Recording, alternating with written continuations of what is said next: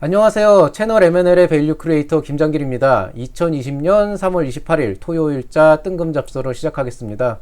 오늘 준비한 내용은 소셜 벤처 창업이 어려운 이유입니다. 원래 이 소셜 벤처 창업에 관련된 문의는요, 이번 예비 창업 패키지 지원 사업 특화 분야 공고가 나오면서 해주시는 분들이 되게 많았어요. 그래서 이 내용을 어떻게 다룰까 고민을 많이 해봤었는데요. 아무래도 예비 창업 패키지보다는 조금 더 보편적인 창업 분야에 관련이 돼 있다고 생각이 돼서 이렇게 따로 코너를 마련했습니다. 일단 소셜벤처라고 하는 게 어떤 기업을 말하는 것인지 정의를 좀 해볼 필요가 있는데요. 소셜벤처에 대한 정의가 실제로 공식적으로 내려서 올라와 있습니다. 사회적 목표 달성을 위해 혁신적이고 체계적인 해결책을 제공하고자 하는 사회적 기업가에 의해 설립된 기업, 이른바 좋은 일을 하기 위해서 만들어진 기업이라고 생각을 해주시면 될 것 같고요. 이런 이유 때문에 대부분의 소셜벤처 기업들은 일반적인 영리기업하고는 수익 모델 자체가 차이가 날 수밖에 없습니다.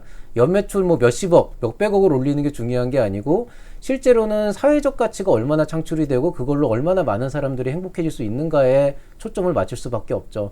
그래서 실제로 공감대를 형성하는 부분에 있어서도 굉장히 많은 차이점이 있고요.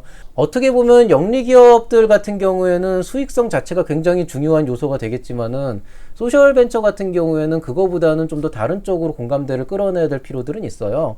그렇기 때문에 여러분이 소셜벤처 기업에서의 차별성을 어떻게 제시를 해야 되냐, 우리 쪽은 수익이 그렇게 나오는 모델은 아니다라고 걱정을 많이 하시는데요.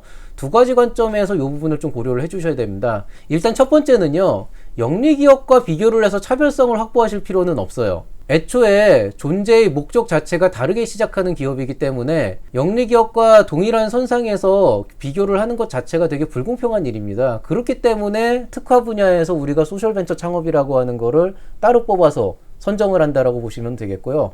그렇지만은 동종업체와의 차별성은 분명히 중요한 요소예요. 예를 들어서 여러분이 환경보호를 위한 아이템이나 서비스를 가지고 사업화를 하겠다라고 하게 된다 그러면 분명히 환경보호라고 하는 동일한 목적을 가지고 유사한 형태로 제품이나 서비스를 제공하는 그런 소셜벤처가 이미 있을 수가 있을 거예요. 혹은 그 아이디어가 혹시라도 좀 보편적으로 남들이 생각할 수 있는 아이디어라 그러면 꼭 그런 기업을 특정하지 않는다고 하더라도 유사한 형태의 소셜벤처 기업들이 준비를 하고 있거나 이미 여러분이 모르지만 나와 있을 가능성도 있거든요. 그러면 여기서 관건은 이런 거예요. 어차피 지원할 수 있는 자금은 한정돼 있고, 만약에 이런 업체들이 여러 군데가 있다라고 생각을 하게 된다 그러면 심사위원회 입장에서는 그 수많은 업체 중에서 여러분을 선정을 해야 되는 이유를 분명히 찾을 수밖에 없게 되거든요. 이런 상황이 돼버리면은요, 그 심사의 기준 자체가 우리 회사가 다른 회사 대비 어느 정도의 차별성이 있느냐, 여기 대비 어느 정도 수익성을 올릴 수 있느냐, 여기 대비 얼마나 가치가 있느냐, 이런 쪽이라기보다는 좀 다른 종류의 차별성이 생기게 되는 거죠. 이런 경우에는요, 여러분과 같은 목적을 가지고 비슷한 종류의 일을 하는 다른 소셜 벤처 기업이나 혹은 사회적 단체에 대한 벤치마킹이 이루어져야 되고, 그 기업들 혹은 기관들과의 사이에서 여러분이 가질 수 있는 어떤 독자성을 강조해야 될 필요가 있게 되는 겁니다. 그리고 또 한 가지 문제는 대부분의 이런 소셜벤처 기업들이 갖고 있는 어떤 태생적인 한계인데요. 수익이 안 나오기 때문에 회사로서 존속하기가 힘든 경우가 많아요.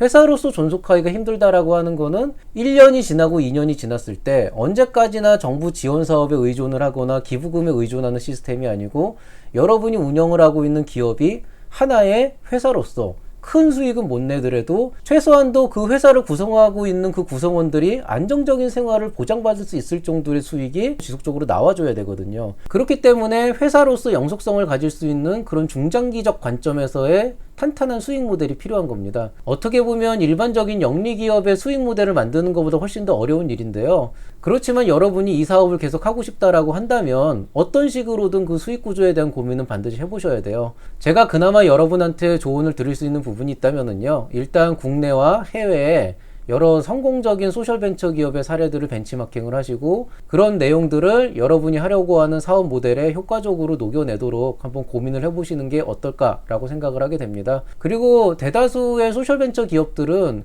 그 존속 자체가 쉽지가 않아요. 그러다 보니까 많은 기업들이 서로 어떤 하나의 그 협업 관계를 구축을 하고 그 안에서 네트워킹을 계속 하고 있거든요. 그런 것들을 좀 찾아다니면서 현실적인 얘기들을 좀 많이 들어보시면 그런 부분도 여러분이 하고 계신 고민을 풀어주는 데 도움이 될 것이라고 생각이 됩니다.